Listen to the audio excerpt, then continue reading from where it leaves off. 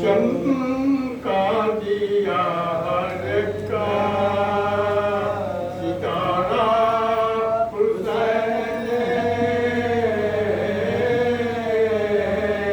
चमका दिया हर का सितारा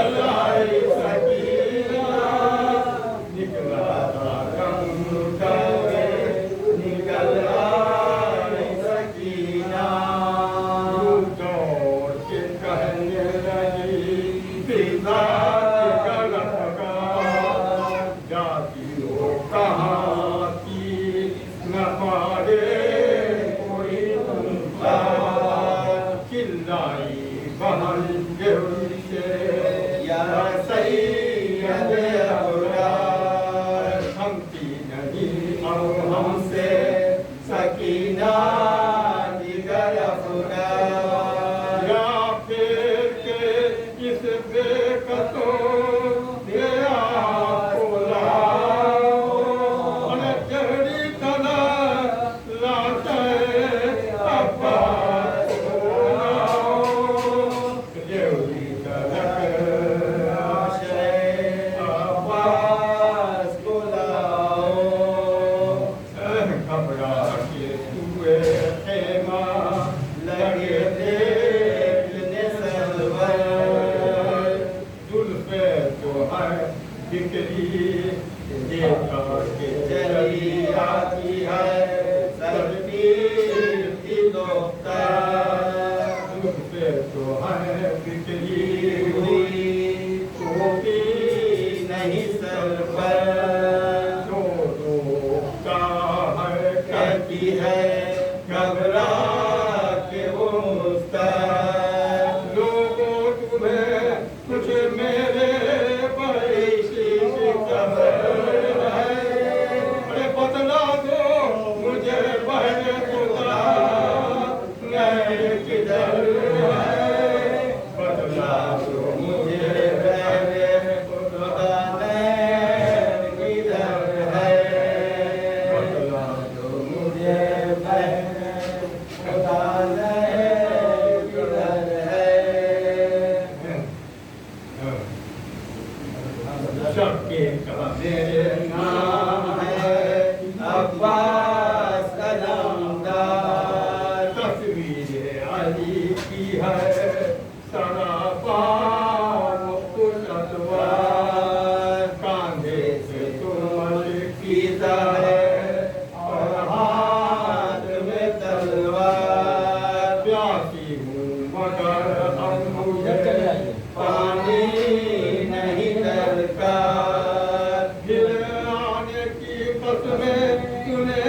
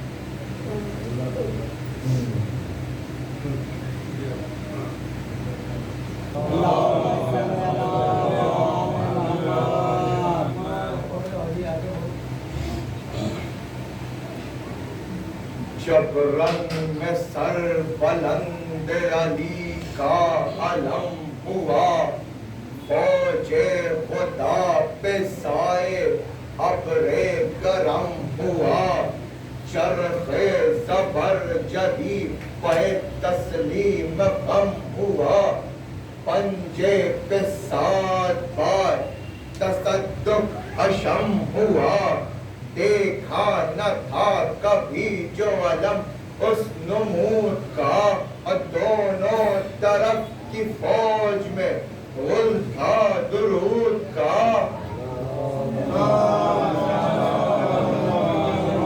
وہ شان اس علم کی، وہ عباس کا جلال، نخل زمردی کے تلے تھا علی کا لال، پرچم پہ جان دیتی تھی پریوں کا تھا یہ حال، غل تھا کہ 2 شہر پہ بکھرے ہوئے ہیں بال، ہر لہر آبدار تھی کوثر کی موج سے، اکتوبہ بھی تب گیا تھا ہریرے کی اوج سے، ہاں پنجتن کا نور جو پنجا میں جلوہ گر، اماد کے پتلیوں میں بھی تھا روشنی کا گھر، ذرے نثار کرتے تھے اٹھ اٹھ کے اپنا زر، تبتے تو فوق سے تو ملک تخت سے بشر، اللہ رے چمک علم بوت اور آپ کی، تارے نظر بنی کرن آفتاب کی، قربان احتشام علمدار نام بر، رخ پر جلالت شہ مرداں کے سر بسر، چہرہ تو آفتاب سا اور شیر کی نظر، قبضے میں تیر پر میں زدہ جوش پہ سپر، چھایا تھا روب لشکر ابن زیاد پر، غل تھا چڑھے ہیں شیر الہی جہاد پر، وہ اوج وہ جلال وہ اقبال وہ حشم، وہ نور وہ شکوہ وہ توقیر وہ حشم، پنجے کی وہ چمک وہ سرفراز علی علم، گرتی تھی برق فوج مخالف پہ دم بدم، کیا رفت نشان سعادت نشان تھی، اور سائے میں جس نشان کے طوبا کی شان تھی، پنجا اٹھا کے ہاتھ پہ کہتا تھا بار بار، عالم میں پنجتن کی بزرگی ہے آشکار، یہ شش جہد انہی کے قدم سے ہے برقرار، کیوں ہفتہ دوست ہوتے ہو اے قوم نابکار، ریاض و بہشت ملتے ہیں مولا کے نام سے، اور بیعت کرو حسین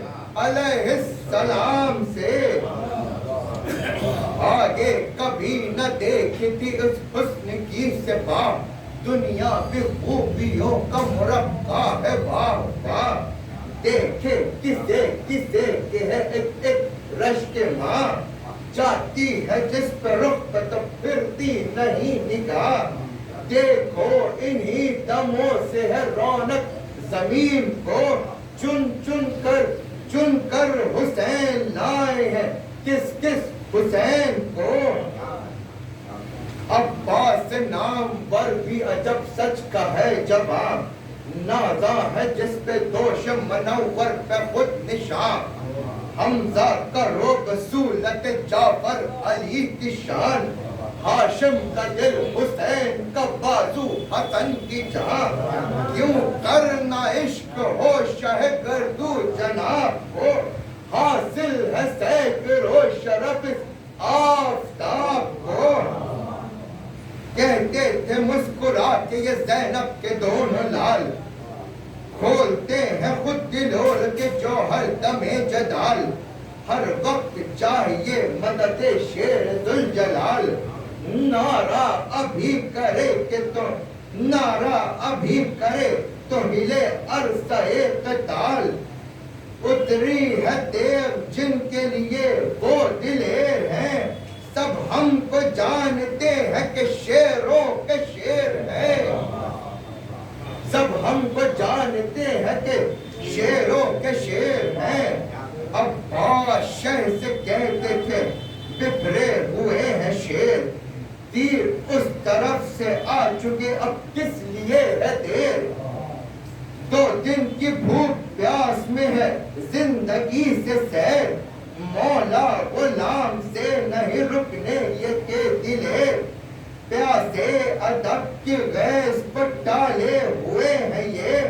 شیر خدا کی گود کو پالے ہوئے ہیں یہ.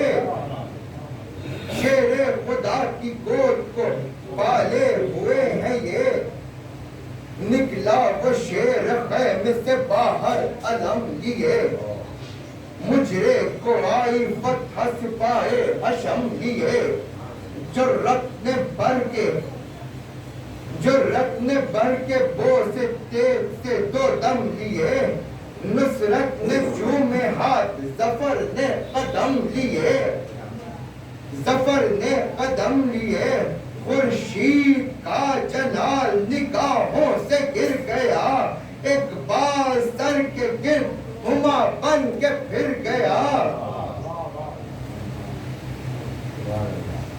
چھل بل دکھائی فوج کو دورا تھما اڑا. دیکھی زمین کبھی کبھی سوئے سما اڑا. صورت بنائی جس کی سمٹا جمع اڑا. مثل سمندری کے بادشاہ انما اڑا.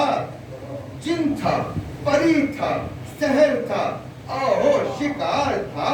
اب گویا ہوا کے گھوڑے پہ گھوڑا سوار تھا. وہ دبدبا وہ سطوت شہانہ وہ شباب. تھرا رہا تھا جس کی جلالت سے وہ آفتاب. تھرا رہا تھا جس کی جلالت سے آفتاب. غروب حق کے شیر کا زہرا ہو آپ. صورت میں فرد دفتر جرت میں انتخاب. روکے گا جو وہ موت کے پنجے میں آئے گا. ہٹ جاؤ سب کے شیر تباہی میں جائے گا. ہٹ جاؤ سب کے شیر تباہی میں جائے گا. وہ تیغ بھی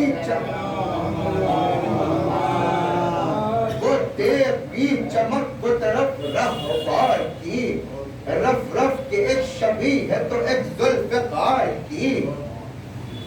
شوق سوار میں شہد دلدل سوار کی. حملوں میں شان سب اسد کردگار کی. چتون وہی غضب وہی بیکار کیا وہی. پھرتی وہی جھپٹ وہی چلا دیا وہی. دورا یہ مورچہ وہ سب الٹی الٹی ادھر گرے. تلوار خون میں آگ پسینے میں تر پھرے. یوں خاک پر گرا کے لعینوں کے سر پھرے. جیسے شکار کھیلے ہوئے شیر نر پھرے. تھی قہر کی نگاہ غضب کا جلال تھا. آنکھیں بھی سرخ تھی چہرہ بھی لال تھا. چل پھر کے کاٹتی تھی وہ تلوار ہاتھ پاؤں. ڈر سے بڑھا نہ سکتے تھے خونخوار ہاتھ پاؤں. سر بچ گیا تو ہو گئے بیکار ہاتھ پاؤں. چمکی گری تو 8 ہوئے 4. چمکی گری تو 8 ہوئے 4 ہاتھ پاؤں.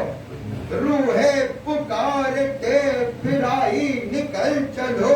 اب بولی اجل اب اٹھ کے تو پنجوں کے بل چلو.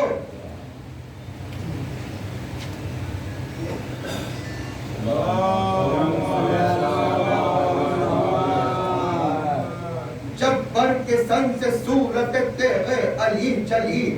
ثابت ہوا کہ ضربت دست ولی چلی. دل پر خفی چلی تو گلو پر جلی چلی. تن سے نکل کے روح پکاری چلی چلی. کہ تیغ نے صدا کے ارادہ کدھر کا ہے. چلائی موت چل یہی رستہ سکر کا ہے. چلائی موت چل یہی رستہ سکر کا ہے. یہ کہتے تھے کہ ٹوٹ پڑا لشکر کثیر، بس چور ہو گیا پسر شاہ کی لکیر، آ کر لگی میان دو آبرو جو ایک تیر، تیورا گیا علی یہ ولی کا مہ منیر، تیورا گیا علی یہ ولی کا مہ منیر، چھوٹی جو بات پاؤں فرش کے بھی رک گئے، اب پھیلا کے ہاتھ مشک سکینہ کے جھک گئے، پھیلا کے ہاتھ مشک سکینہ پہ جھک گئے، عباس ہاتھ کٹ گئے شانوں سے ہے غضب، ریتی پہ دو طرف یہ تمہارے لہو ہے سب، لوٹا ہمیں رسول کی امت بے سبب، بیٹھا ہماری جان نکلتی ہے تن سے اب، مر جائیں گے جلا تو ہمیں منہ سے بول کر، دانتوں کو لبوں سے آنکھوں کو کھول کر، اکبر نے عرض کی چچا جان مر گئے، اکبر نے عرض کی چچا جان مر گئے، ہاں راویو مومنہ یہ بغلا کا مقام ہے، تم میں شریک روح رسول امام ہے، اب رخصت حسین علیہ السلام ہے، تاریخ اٹھاؤ یہ محرم تمام ہے، موت آئی تو شریک ازا کون ہوگا، جو سال بھر بچے گا وہ پھر شہ کو روئے گا، اکبر نے شہ کے ہاتھ پکڑ کر بے، اکبر نے شہ کے ہاتھ پکڑ کر بصدا دی، رکھتے چچا کے سن پہ اور رو کر یہ کہا، لہجے یہی یہ لاش علمدار باوفا، چلائے جھک کے لاش پہ سلطان کربلا، ٹوٹا وہی کمر ہے سنبھالو حسین کو، بیٹا ذرا گلے، بیٹا ذرا گلے سے لگا لو حسین کو۔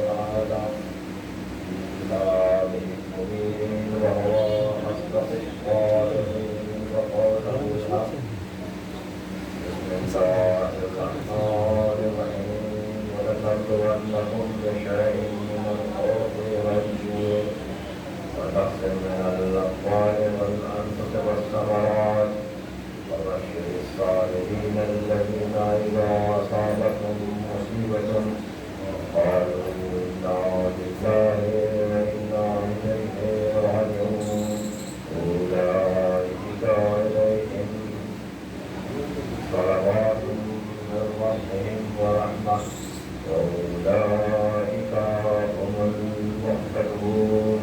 اللهم صل على محمد وآل محمد.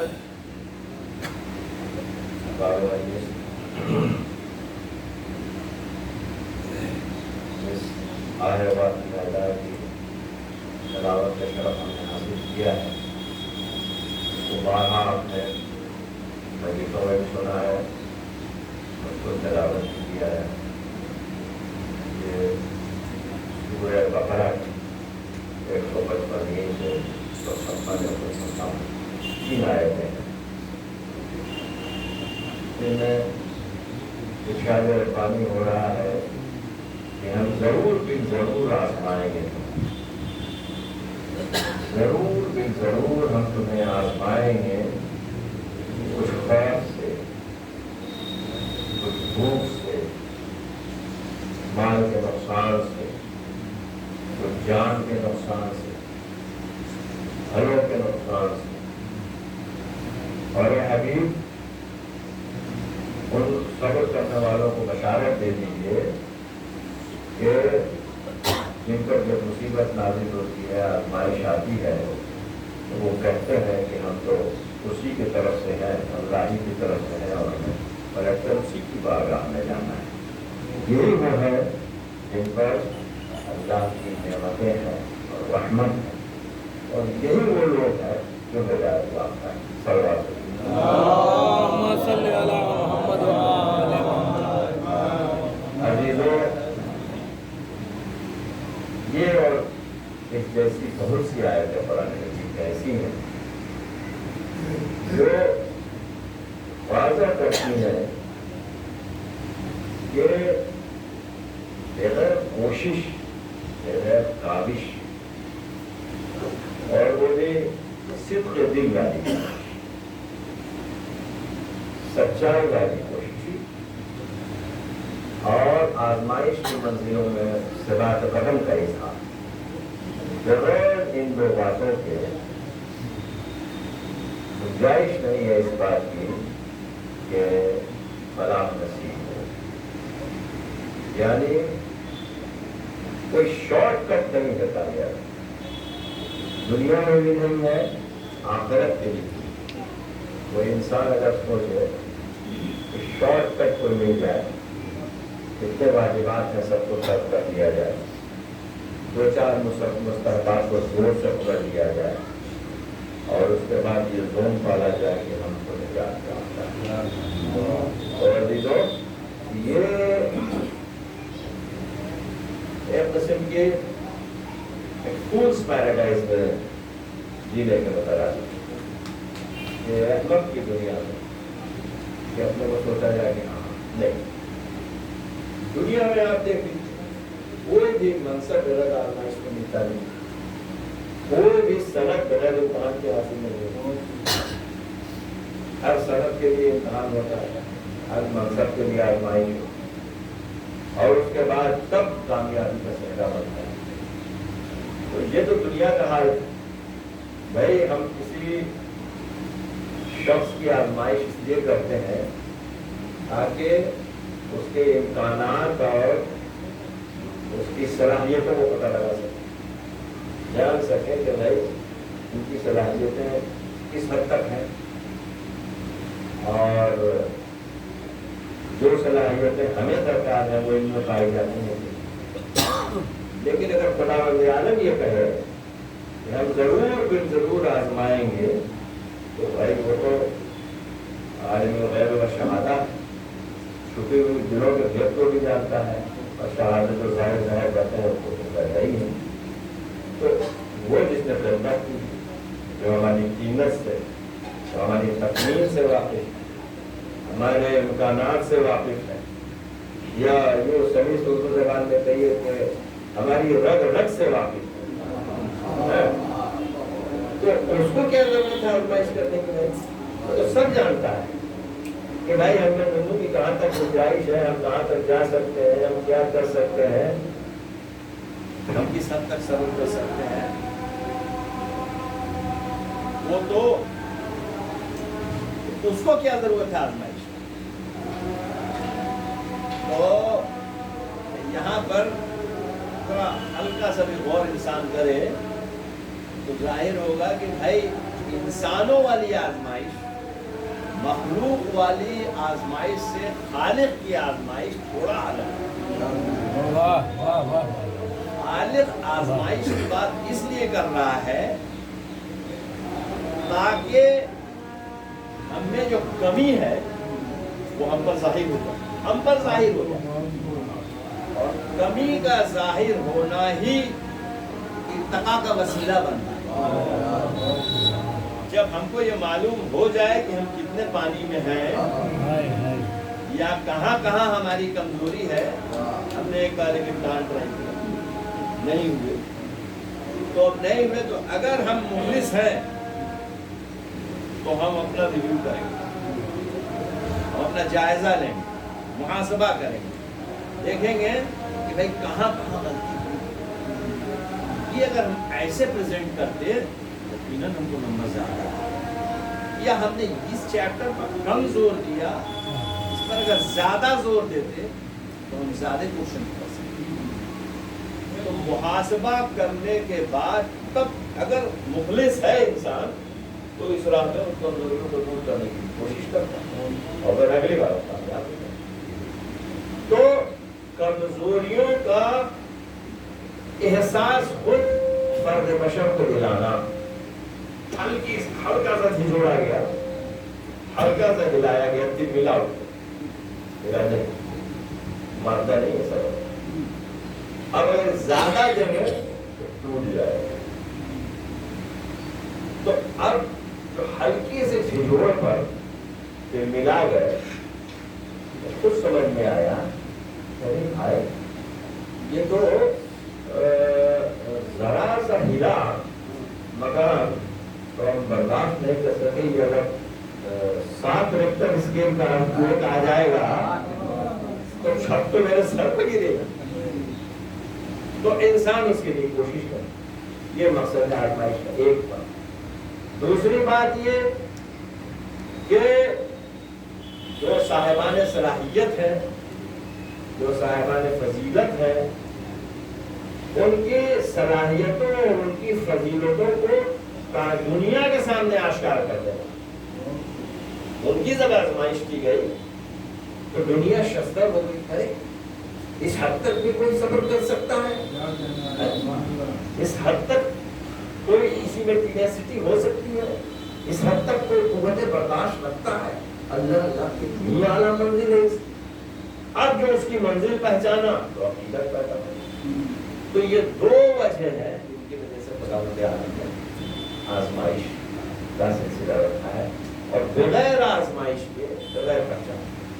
اور یہاں پر دوسرا کہا گیا کہ بھائی آزمائیں گے ضرور، تھوڑا خوف ہے اور ڈر دیکھیں کہ بھائی اگر حاکم کا ڈر ہے تو خوف خدا تو نہیں ٹوٹ گیا ہاتھ سے.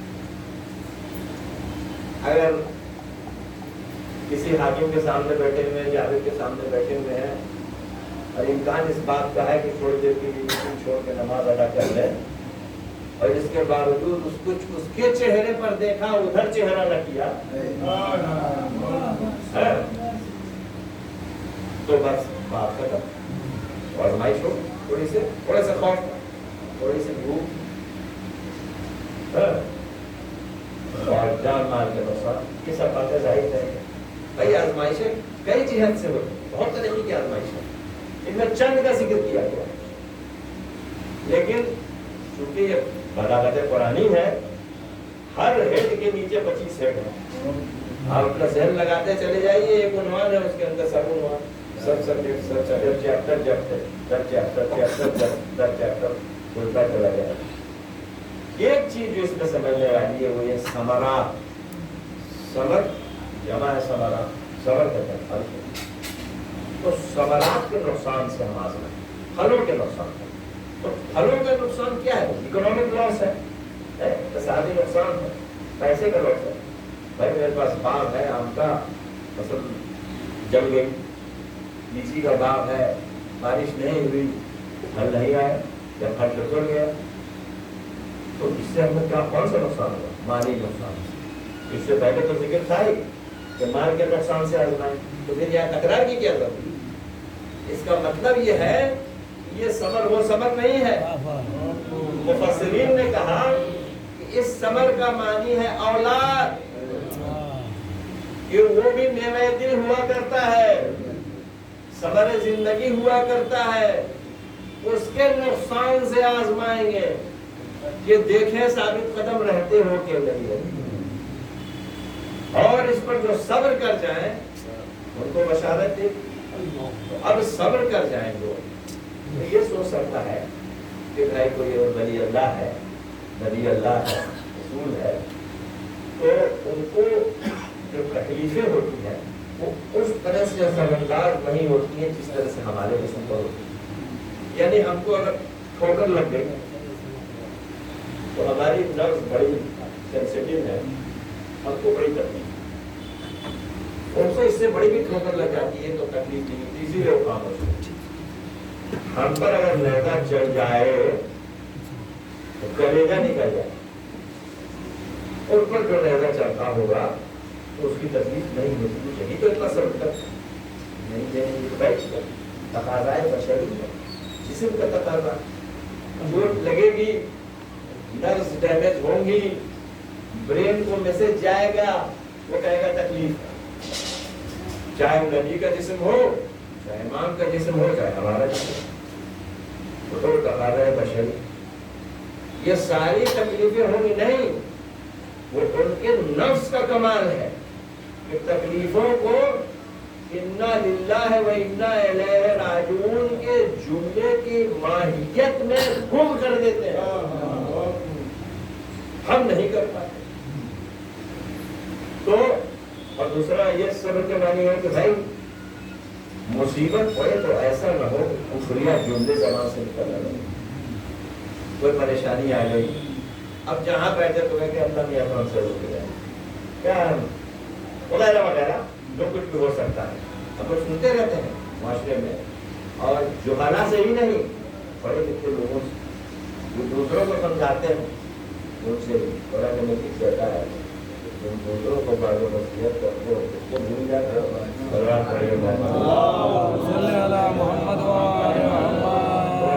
ये हम सब पर है, हम सब एक ही हंगाम में नंगे हैं, सबके साथ वही बात, जरा से मुसीबत आ गई कोई दूर तक तो बर्दाश्त कर लिया, अब उससे ज्यादा हुई तो बेचैन।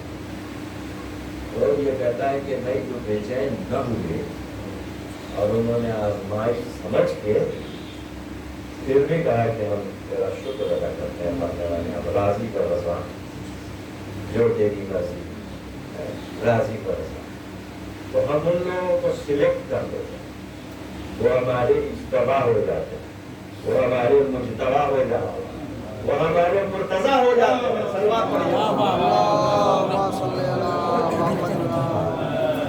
तो अब उनको हम सिलेक्ट कर लेते हैं और उन्हीं के लिए वो बशारत है जिसका बयान हो रहा है कि उलाइका अलैहिम सलवातुम मिन रब्बिहिम, सलवात है उनके लिए। सलवात सलात की जमा है, सलवात नेमत है, बंदे के लिए कहे जाए, अगर पानी दिया जाए बंदे के कंटेक्स्ट में तो नेमत है, मामूल के कंटेक्स्ट में लिया जाए उधर से तौफीक,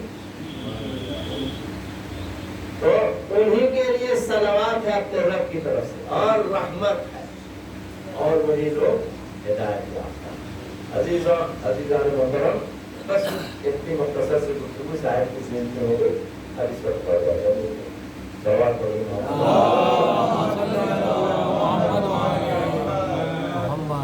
वक्त हो ज़्यादा नहीं है, क्योंकि मगरिब का ही वक्त हो जाएगा, 5 मिनट दवा खानी होगी घंटे पर। सवाल पढ़िए।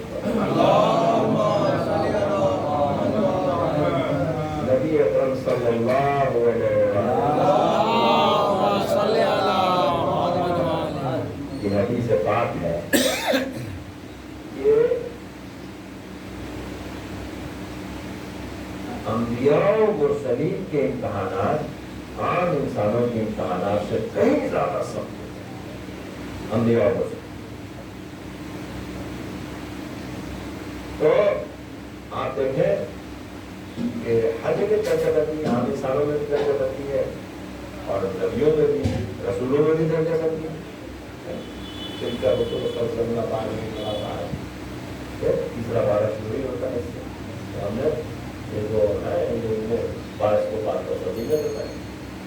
تو اب نبی ہے کوئی تو نبی سے صاحب فضیلت رسول ہوگا. تو رسول جو ہو گیا تو پھر اولو العزم رسول اس سے زیادہ صاحب فضیلت. اور پھر اولو العزم میں ختم الرسول سب سے زیادہ صاحب فضیلت. تو اب ان کا رتبہ جیسے جیسے بڑھتا گیا آزمائش کی شدت بھی اسی حساب سے بڑھتی, اسی تناسب میں بڑھتی. اب آپ دیکھیے کہ جلال نوح کی آزمائش شخصی آزمائش, بیٹے سے آزمائش. بیٹا پہ کہنا ہو گیا کہاں تک چلا گیا ہے, کہہ رہے ہیں نوح کہ آ جاؤ بیٹا کشمیر سوار ہو جاؤ, آپ کوئی نہیں بچے گا. تو کہہ رہا نہیں بابا پہاڑ کی چوٹی پر چڑھ جائیں گے طوفان سے بچ جائیں گے. تب نوح نے کیا پتا لگا یا اللہ میرے اہل چلے تمہیں تو بتا کیا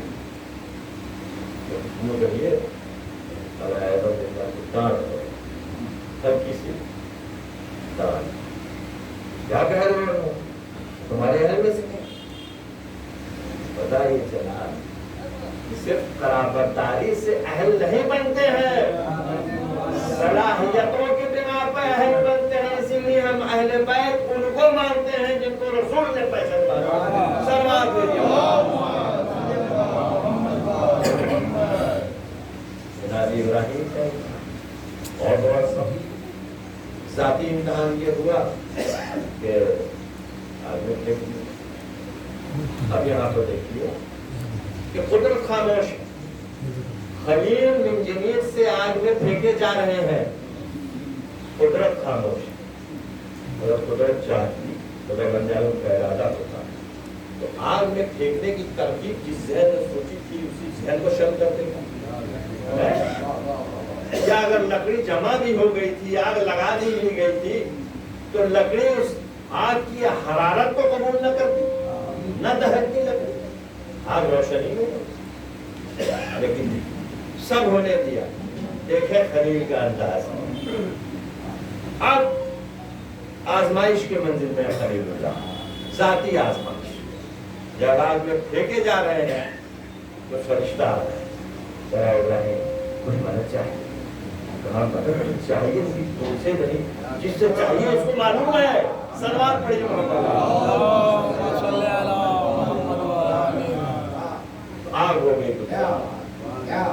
تو یہ نعمت اور سلامات ملے تو آگ گزار ہوئی. کیا ہے یہ سلامات اور نعمت یہ تو ہے رب کی طرف سے. اب یہ تو ہو گیا ذاتی امتحان. اب ذرا ثمرات سے امتحان دیکھتے ہیں. تو ثمرات سے امتحان یعنی اولاد سے, اولاد کی امتحان کی نسبت امتحان ہو جائے. اس امتحان کے صورت میں خلیل اللہ فرماتے ہیں ذبیح اللہ سے, سبحان اللہ, خلیل اللہ فرماتے ہیں ذبیح اللہ سے کہ صاحب سادے ہم خواب میں مسلسل دیکھ رہے ہیں تم کو ذبح کر رہے ہیں. جناب فرماتے ہیں, شہزادے فرماتے ہیں کہ بابا جو آپ کو حکم ہو رہا ہے کر ذبح. ابراہیم نے یہ نہیں کہا کہ ہمیں خواب میں حکم ہو رہا ہے کہ تمہیں ذبح کرو, کہ ہم خواب دیکھ رہے ہیں. اب استطاعت اسماعیلی پر چھوڑ دیا کہ اسماعیل خلیل کو کس حد تک پہچانتے ہیں, خواب خلیلی کی ماہیت کو کیا سمجھ رہے ہیں ابراہیم. جب ابراہیم نے کہا کہ بابا جو حکم ہو رہا ہے کر لیجیے, یعنی بیٹے کو معلوم ہے کہ میرے باپ کے خواب کی نوعیت کیا ہے، خواب کے ذریعے حکم ہو رہا، تو عزیزو امتحان ہوتا ہے۔ جناب زکریا آرے سے کاٹے، جناب یحییٰ کا سر قلم کر کے ایک فاحشہ عورت کی خاطر اس نے نظر کیا، اس کا مہر مقرر۔ جناب جرجیس پیغمبر تیل کے کھولتے ہوئے کڑاہ میں زندہ ڈال دیا، رائی ہو جائے، طرح طرح کے کہاں۔ اب جو ختم الرسل ہے، سید المرسلین ہے، اس کا امتحان تو ان سارے امتحانات سے افضل ہونا چاہیے نا، شدید تر ہونا چاہیے۔ خود نبی اکرم نے فرمایا کہ جتنی اذیتیں کار رسالت میں ہمیں جھیلنی پڑی کسی نبی کو، کار رسالت میں جتنی اذیتیں ہم کو جھیلنی پڑی وہ کسی نبی کو۔ تو اب یہ پوچھا جائے کوئی پوچھے گا تو غیر مسلم کو پہلے بھائی ہم کو قرآن اور حدیث سے پسند ہے، قرآن اور حدیث سے تو وہی سمجھے جس کا ایمان ہو ان چیزوں میں، ہم کو مت سمجھائے، ہم کو انسانی تجربات کے تناظر میں بتائیں، وہ کوئی گھٹنا ہوئی کیسے اذیتیں کرتے۔ تو عزیزو میرا دعویٰ ہے کہ خطبہ گم ہو جائے، لکھنے والے کا قلم رک جائے، اگر وہ رسول سے حسین کو الگ کر کے دیکھے گا، اگر رسول سے حسین کو الگ کر کے دیکھے گا تو اس کو جواز نہیں ملے گا، خاموش ہو جائے گا۔ جی محدث نبی شاہ ولی اللہ کی پسند تو شاہ عبدالعزیز تھے، یہ کتاب ہے سر الشہادتین، سر الشہادتین، دو شہادتوں کا راز، سر کہتے ہیں راز کو، سری سے لفظ بنتا اسرار، اور شہادتین تصنیف ہے سرا دو شہادتیں، دو شہادتوں کے راز۔ پوری کتاب کو آپ پڑھیے تو اس میں یہی ہے کہ حسن حسین جزء رسول، ایک حسن ایک حسین جزء رسول، صرف اس لیے نہیں کہ وہ ان کی بیٹی کے بیٹے ہیں، بلکہ اس لیے کہ ان کی پرورش نواب دھن رسول سے، یعنی مادی طور پر بھی شامل ہیں ان کے وجود میں رسول۔ یہ اور عزیزو سب سے پہلے تو سوال تو یہ کرے گا کہ بھائی ہمارے نبی آپ الزمان ساری اذیتیں ہیں لیکن شہادت کا شرف دکھائی، شہادت قتل تو نہیں کی، شہادت چاہے وہ سری ہو یا جہری ہو۔ کچھ روایتیں ہیں کہ زہر دیا گیا تو ٹھیک ہے، لیکن ظاہر بظاہر خدا کی راہ میں مقتول ہونے لگتا یہ تو، اور کوئی مقتول وسلم تو یہاں پر آپ کا منظر کام نہیں کر رہا ہے، سید المسلمین تو پریشانی میں وہی سہن پڑے، جیسا میں نے ابھی ایسا کہا، جو حسن حسین کو الگ کر دے۔ اگر جزء میں رسالت دیکھو گے تو یہاں کا بدلہ وہاں، یہ دو طرح کی شہادت ہے، ایک سری زہر سے، ایک جہری مقتول ہو جیسے چپاس. تو اللہ نے رسول اکرم صلی اللہ علیہ وسلم کو 2 نواسے عطا کی. ایک کی شہادت سری, ایک کی شہادت جیل. کوئی نبی ہے ایسا, کوئی رسول ہے ایسا جس کو سری بھی ملی ہو, جیل بھی ملی ہو؟ ممکن نہیں ہے. یہ خط الرسول کی ہی شان ہے کہ سری بھی ہے, جہری بھی ہے. سلوات پڑھو. الگ ہو کے نہیں دیکھ سکتے. اگر الگ ہو کے دیکھا تو یہی تو ذرا دل چاہ گیا, حیثیت کیا کہ اگر زندہ ہوتے کیا اللہ مقام زندہ ہوتے تو بڑے ادب کے ساتھ ہوتے دیتے تو حضور حسن کی جو شہادت ہوئی, حسن کا جو قاتل تھا, قاتل رسول ہی ہوا نا, وہ قاتل رسول ہی تو ہوا. آپ کا کیا خیال ہے؟ سلوات پڑھیے.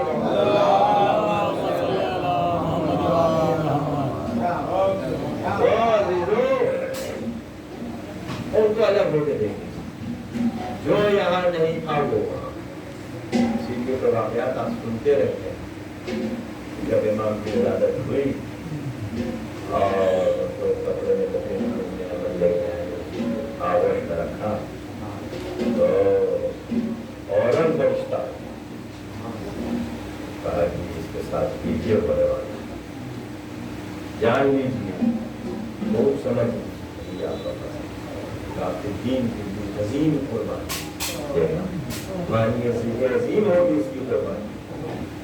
رسول نے پہلی مجلس, ابھی تو مجلس میں ہوتا کیا, ایک ہوتا ہے ذاتی, ایک ہوتا ہے سامعین. کچھ سامعین شرط نہیں ہے کہ سامعین کئی ہوں, 1000 ہو, 500 ہو, کبھی مجلس میں جس طرح جماعت کی نماز ایک امام ایک مامون سے ہو جاتی ہے, مجلس بھی ہو جائے گی. ایک ذاکر ایک سامع. یہاں ذاکر کون تھا؟ جبریل. سامع کون تھے؟ رسول اکرم. لو شروع ہو گئی مجلس, مجلس کی بنیاد پڑ گئی. اور حسین گود میں زندہ ہے. اب نہ کوئی کہے کہ ہم زندہ ہے جاوید کا. قرآن نے کہا ہے کہ تمہارے رسول کا اسوہ جو ہے, تمہارے رسول کی جو سیرت ہے اور تمہارے لیے بہترین مثال ہے, اسی کی تعصی کرو. رسول رو رہے ہیں حسین پر, ہم روئے تو سنت رسول ہے. اسی لیے اس کو عبادت کہتے ہیں جو خداوند عالم سے قریب کر دیتی ہے. صلوات. بس اتنی ہی کا اکتفا نہیں. اب حسین کچھ پڑے 7 سال کی عمر شریف کی رسول اکرم صلی اللہ علیہ وسلم.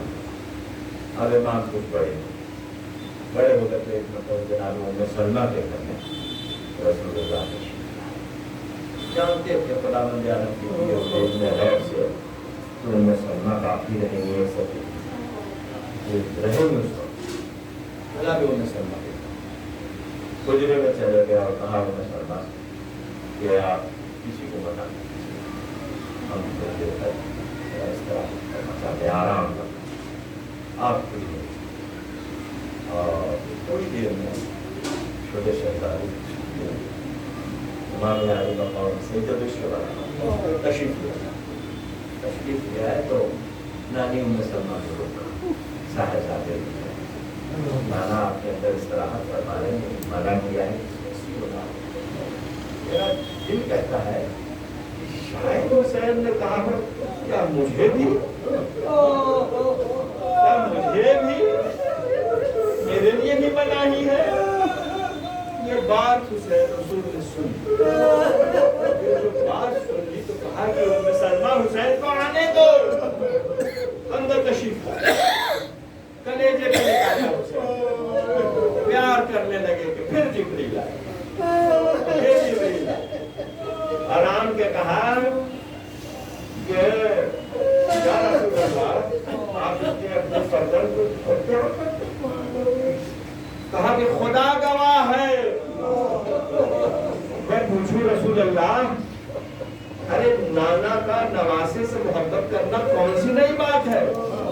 اس میں خدا کو گواہ بنانے کی کیا ضرورت ہے؟ عجب نہیں کہ رسول اللہ کہیں کہ تو نہیں سمجھا احمد، یہ بھی اسی کے طرف کا انتظام ہے، میں اپنے منصب کا فرض ادا کر رہا ہوں، اسی لیے خدا کو گواہ بنا رہا ہوں۔ خدا گواہ ہے، میں اس بچے سے بہت محبت کرتا ہوں۔ اور اس کے بعد جبریل سے سارے واقعات کے بتائے، گریا کیا رسول ام سلمہ بات ہے، عزیزو ایمان سے بتانا کہ اگر کسی کمرے میں کسی حجرے میں کوئی ہو اور آنسو سے ہو تو باہر کھڑا ہوا شخص جان جائے گا کہ اندر رہنے والا شخص رو رہا ہے، نہیں جانا جب تک کہ اس کو آواز نہ ملے۔ اس کا مطلب کہ رسول چیخ کے روئے ہوں گے، جبھی تو ام سلمہ نے سن لیا رسول رو رہے ہیں، کھول کے اندر چلیے، یا رسول اللہ رونے کا سبب؟ فرمایا ابھی جبریل آئے، کہہ کے گئے تھے، کہہ کے سارا واقعہ بتا کے گئے اس فضل کے بعد۔ اور ام سلمہ ہم نے تو اس جگہ کو دیکھا بھی اس فرشتے نے ہمیں وہ خاک بھی دے دی، ام سلمہ اس خاک کو حفاظت سے رکھنا، جب یہ خاک خون بن جائے تو سمجھ لینا کہ حسین روایتوں میں ہے کہ وہ عاشور ہی کا دن تھا کہ جناب ام سلمہ سوئے ہوئی، خواب میں دیکھا کہ رسول اللہ سر پہ رہنا تشریف لائے اور میں گرد پڑی ہوئی ہے، عجب بدحواسی کا عالم ہے، ننگے پاؤں ہے۔ جناب ام سلمہ نے پوچھا کہ یا رسول اللہ آپ کا یہ حال کیسے؟ فرمایا ام سلمہ تو سو رہی ہو،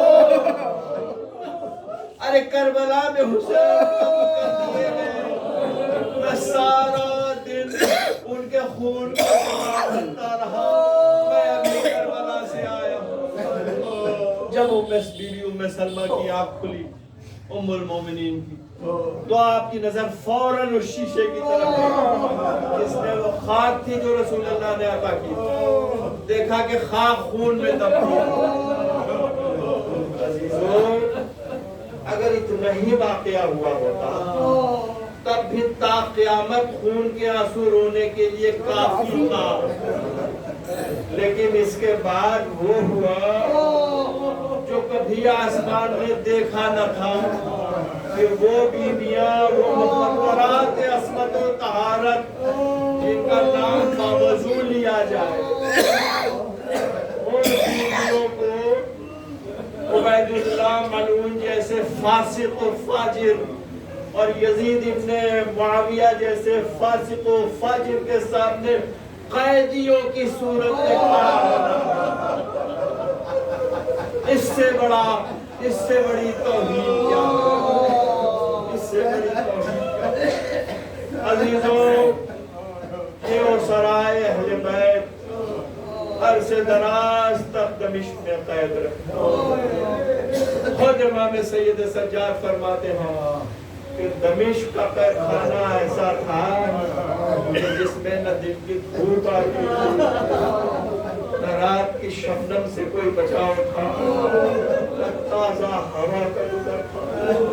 جب ہمارا دل گھبراتا تھا تو ہم قید خانے کے دروازے کے قریب آ کے تھوڑی دیر سانس لے لیتے تھے۔ ایسے ہی ایک مرحلے میں منہال مل گئے امام، منہال ابن عمر۔ پوچھا امام سے کہ مولا کیسے ہے؟ کہا کیا پوچھتے ہو؟ اس کے بعد منہال کہتے ہیں کہ تھوڑی دیر گزری تھی کہ ہم نے خاتون کی آواز سنی اندر سے، بیٹا سید سجاد کہاں ہو بیٹا؟ بس امام فرماتے ہیں کہ ہم نے منہال سے کہا کہ منہال اب تم جاؤ، تمہیں اماں پکار رہی ہیں، تھوڑی دیر بھی نہیں دیکھتی تو بے چین ہو جائے، فوراً چلے گئے۔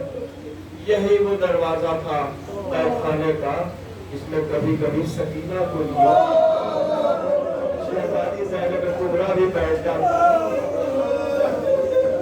ایک شام शाम ऐसी बैठी हुई थी कि परिंद उड़ते हुए जा रहा। सकीना ने जो देखा तो पूछा, दूसरी अम्मा परिंद जा रहे हैं?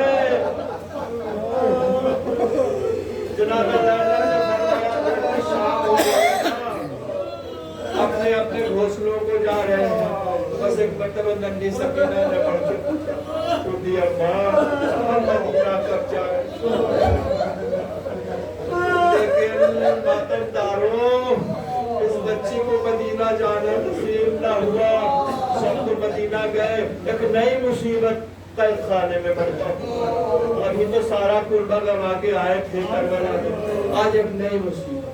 एक रात सकीना सोई हुई थी कि ख्वाब में पाया, बेचैन होकर उठी और रोने लगी। और किसी सूरत से रोना बंद नहीं हो रहा था। बाबा मेरे पास कहाँ है? लाख समझाए,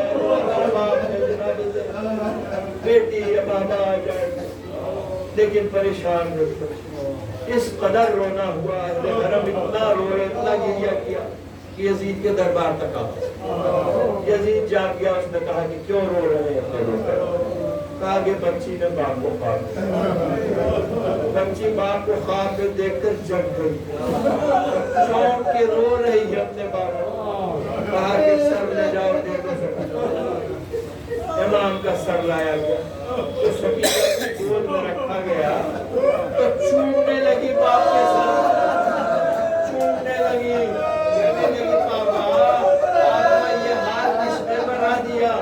अभी तो आप हमारे पास थे, अभी तो हमसे बातें कर रहे थे।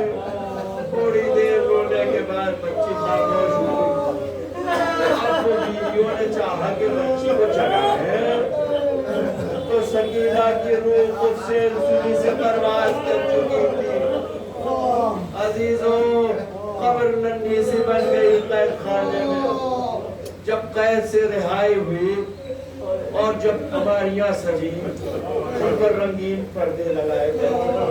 जनाब ज़ैनब कुबरा ने देखा तो कहा, बेटा सैयद सज्जाद, इन रंगीन पर्दों को हटा दो, इनकी जगह पर स्याह पर्दे लगा दो। स्याह पर्दों में हमारियां सजा हुई। जनाब ज़ैनब एक एक बीवी को हाथ पकड़ के सवारी पर सवार कर रहे, सबको सवाल किया। जनाब रुबाब नजर आया, पूछा भाभी रुबाब था? इधर देखा उधर देखा, रुबाब कहीं नजर था। भागी भागी पैसा ले देखा, सकीना के कब्र से निकट कर रुबाब उठा के लाई, हमारी में सवार किया।